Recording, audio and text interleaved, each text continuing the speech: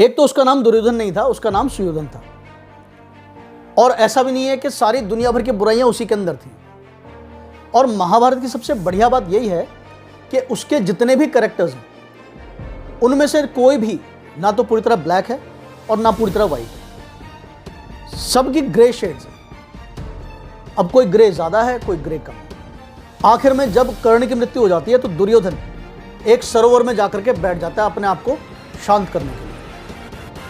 तो उस सरोवर को आकर के पांडवों की सेना और पांडव आकर के घेर लेते हैं। तो वहां पर युधिष्ठिर खड़ा होकर के कहता है दुर्योधन से कि भी तुम बाहर आओ और अपनी मर्जी का शस्त्र चुन लो, और हम पांचों भाइयों में से अपनी मर्जी का कोई भी एक प्रतिद्वंदी चुन लो, और तुम अगर उसको हरा दोगे तो मैं अपनी हार स्वीकार करूंगा।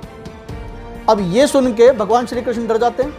वो डांटते हैं युधिष्ठिर को कि भाई ये तूने क्या कह दिया, मतलब जीता हुआ युद्ध तूने गिफ्ट की तरह उसको दे दिया, तेरे को पता तूने क्या कर दिया।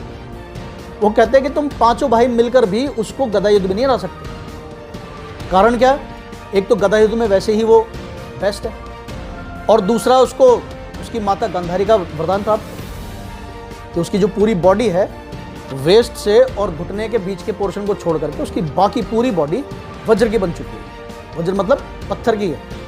युधिष्ठिर कहता है कि भाई तो मैंने कह दिया। तो भगवान श्री कृष्ण कहते हैं कि भाई ठीक है, कह दिया तो भुगतो। अब दुर्योधन बाहर आता। अब यहां पर जो पांडव हैं उनको प्राउड फील करना चाहिए था कि उनको जो प्रतिद्वंदी मिला तो वो दुर्योधन जैसा मिला, क्योंकि दुर्योधन अगर चाहता तो उन पांचों में से वो किसी को भी चूज कर सकता था। वो नकुल सहदेव को भी चूज कर सकता था और उनको तो वो यूं ही निचोड़ के फेंक देता, और ये हाल वो अर्जुन और युधिष्ठिर का कर सकता था। लेकिन उसने उन चारों को चूज नहीं किया, उसने भीम को चुना, क्योंकि एक भीम ही ऐसा था जो थोड़ी देर उसके सामने टिक सकता था। तो इसमें सीखने की बात यह है कि टारगेट लाइफ के अंदर छोटे नहीं होने चाहिए, टारगेट बड़े होने चाहिए, जो उनको अचीव करके लगे कि हाँ यार कुछ अचीव किया। अब उसको युद्ध में वो उन पांचों को हरा सकता था दुर्योधन, लेकिन नकुल सहदेव या युधिष्ठिर अर्जुन को हरा करके उसको वो खुशी प्राप्त नहीं होती जो भीम को हरा करते हैं।